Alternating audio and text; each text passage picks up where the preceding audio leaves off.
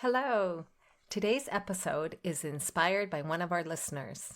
She wanted to know how love could guide her in living a happy life. I truly believe that love is the secret ingredient of living a happy life. And in today's show, I'm reviewing 5 ways in which we can tap into love to help us guide us in living a happy life. Come on in. It's time to choose happy. Are you ready to stop the negative thoughts and live your life free of the limiting stories and fear that stands in your way of living a happy life? Hey girlfriend, welcome to the Choose Happy with Marie show. I am so happy you're here. My name is Marie, and for the majority of my life, I lived with negative thoughts that was often labeled as depression. My breakthrough happened when I broke free from the negative thoughts and I learned the power of choosing happy. In this podcast, you will learn positive self-talk using affirmations aligned with healthy habits, tangible ideas to connect with yourself to finally figure out what makes you really happy, and everyday living solutions that can help guide you in living a happy life. It's time to get off the hamster wheel of everyday living and intentionally living our life one choose happy choice at a time. Come on in. We are choosing happy. Hello, how are you? I hope you're doing well. It continues to be cold where I live and there's not much sun. My daughter's home from university for her reading week break and I'm just so happy to have her home. I miss her so much when she's at university. I hope you're doing well and are having a great start to the year. What if we lived our life guided by love? What would that look like for you? Love is a positive emotion. It's a kind way of living. Yet, so many of us don't live our everyday life aligned with the actions that are aligned with love. And then we wonder why we may feel alone and unloved. Have we taken the actions that will bring us love? Are we giving love to others in our everyday living? Are we giving love to ourselves? Today, I'm sharing with you 5 suggested ways to live a happy life guided by love. And it was inspired by a listener's question to me. So thank you so much for that question. Today, maybe you'll decide to try one of these ways and see how it impacts you in your everyday living. Maybe your day can change to something so much better. Here are the 5 suggested ways to live a happy life guided by love. Number 1, be comfortable with you. Sit alone in a quiet room for 5 minutes minimum. Does the idea of doing this make you feel uncomfortable? Many of us are not comfortable with being alone. Whether it's because we are so used to being busy that we don't know what to do with ourselves when we finally stop. I do know how that feels. Or it can trigger past trauma of being alone. And I know what that feels like too. Be gentle with yourself when you do this. Become curious if you start to feel uncomfortable. Ask yourself why you may be feeling uncomfortable. Get curious. Give yourself love. If you find yourself having negative thoughts during these 5 minutes of sitting alone in a quiet room, I want you to give yourself a verbal hug. That's right, a verbal hug. I love those 2 words. Listeners have asked me to give you words to switch your brain in different situations. So I'm giving you these 2 new words, verbal hug. And we can give ourselves this through the use of affirmations. Here is an affirmation that you can say to yourself during those 5 minutes if you are feeling uncomfortable. You could say to yourself, and I'll repeat it, I am okay. My negative thoughts do not define me. I'll repeat it 2 more times, and you can say it with me. I am okay. My negative thoughts do not define me. I'll say it one more time. I am okay. My negative thoughts do not define me. It's not easy to be alone with our thoughts when we have a tendency towards negative thoughts. So please be mindful of this and know that it's okay if you do feel uncomfortable. The second way that you could try to live a happy life guided by love is taking care of you first. When we travel by air, we're reminded by the flight attendants to put on our own oxygen mask first before helping others in an emergency situation. Well, we need to take care of ourselves first in our everyday living as well. We need to love ourselves first before we can be guided by love in our everyday life. You may have heard of the saying, and I have said it before on the show, you can't pour from an empty cup. Let's take a moment to check in with ourselves. Right now, at this moment, how full is your cup? If it's not full, what do you need to fill it back up? Can you do that today? When we fill our cup, we are giving ourselves self-love. And that's where love first begins, with us.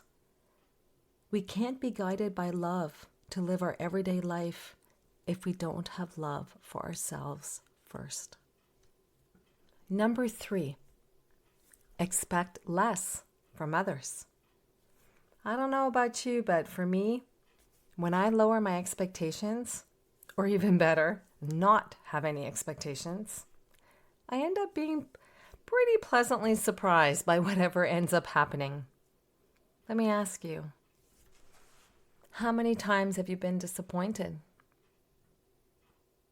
That's because of the expectations you had of what was supposed to happen, but didn't for whatever reason. When we lower our expectations, it's not lowering our standards. It's actually healthy to lower our expectations that are in a realistic way, because it means that we're choosing to live in the moment, and the moment has to be flexible. There's lots of factors that can happen in a moment, and whatever it becomes will be what it will be. I love this quote, and I don't know who the source is. I did try to research it on the internet, and I couldn't find it, so it is an unknown source, but I love it. Here we go. What screws up the most in life is the picture in our heads of how it's supposed to be. I'll repeat it. What screws us up the most in life is the picture in our heads of how it's supposed to be.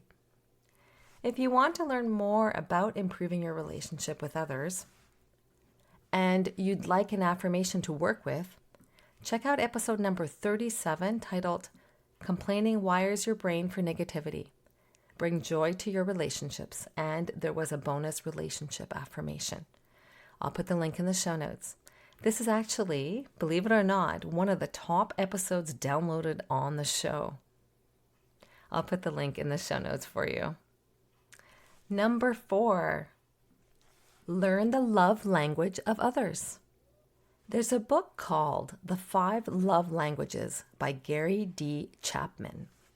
I discovered this book actually several years ago, and it opened my eyes on how we can show love to others that actually translate into the person feeling the love that we are intentionally wanting to give them, in particular with our partners.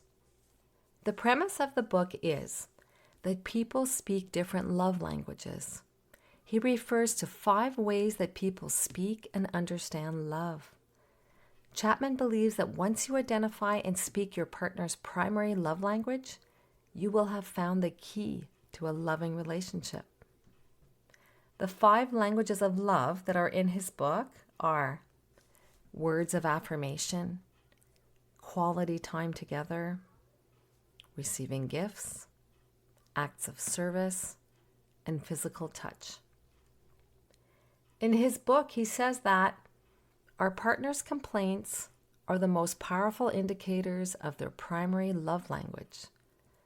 As for discovering what is our own primary love language, he suggests asking ourselves the following questions. Here we go. What does your partner do or fail to do that hurts you most deeply?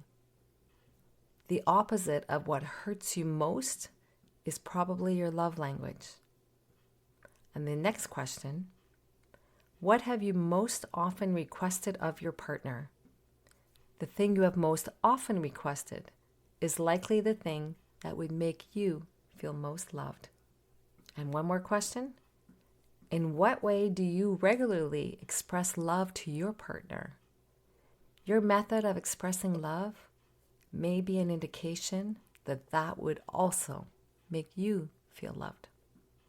It's a great book and it's not very long, and I'll put a link in the show notes on the title. It's really a great read. And it doesn't necessarily have to be just with your spouse. It can be relationships with others as well. So the last way is learn how to show love. Chapman's book that I just referred to can help you discover how your partner prefers to receive love through their love language. But what do we do about other people that we don't quite know as well? We are perceived by our actions rather than our intentions. Perhaps you can consider, what have you noticed the other person liking? How can you show them love in the ways that will resonate with them? Those are just a few ways that I researched about, how we could live a happy life guided by love. The first one, I'll just repeat them. Be comfortable with you. Sit alone in a quiet room for 5 minutes minimum. How do you feel? Get curious. Give yourself love. If you find yourself having negative thoughts, give yourself a verbal hug. I am okay. My negative thoughts do not define me. Number 2, take care of you first. Remember that. We can't help others. We can't pour from an empty cup. Number 3, expect less from others. What screws us up the most in life is the picture in our heads of how it's supposed to be. Number 4, learn the love language of others. There's a great book by Gary D. Chapman, The 5 Love Languages, which is really nice, with the 5 languages of love being words of affirmation, quality time together, receiving gifts, acts of service, and physical touch. And number 5, learn how to show love. Learn what others like that we do, that when we do them, they feel loved by us. I hope today's show has been helpful to you, to remind you and me that we can live a happy life based on love. If you intentionally decide that with every interaction you have with someone, whether they're your family member, friend, work colleague, or even the cashier at the grocery store, if you choose to act from a place of love and kindness, you will see your life change. Your everyday life will change. Positive energy will come your way. The universe has a way of bringing back what we are giving out to the world. What are you giving out to the world today? Choose to give out love. I hope you feel the love that I send out to you in every episode of the show. Now take this love for yourself and move it forward to others. Wishing you a wonderful week. Choosing happy. Cheers! I hope today's episode empowered you to choose happy as you live your upcoming week. If so, please take a minute and share this episode with a family or friend who could benefit from it. I'd also love it if you could take 30 seconds and leave a review on your podcast app. Just scroll down and you'll see the space to leave a review. Doing this helps the show be found by others who are also looking to break free from negative thoughts and live a happy life. Remember to sign up to become a Choose Happy member to receive free resources as they become available. Link is in the show notes. Thank you for listening. Take good care and see you next week.